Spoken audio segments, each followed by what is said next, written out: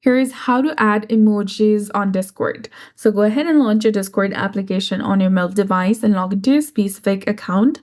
Navigate to the general chat, open chat, and click on the emoji button from the bottom right corner of your screen that is beside the microphone icon. You'll get the section of emojis, GIFs, and stickers. Choose any emojis that you want to send in the chat and tap on send button to send it. To add emojis to your Discord server, you need to go ahead and access your Discord server.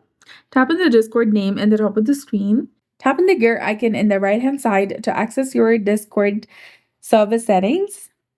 Now from this page, you need to go ahead and select the emoji section that is between integrations and stickers. And here you can tap on upload emoji to add a new emoji to your server.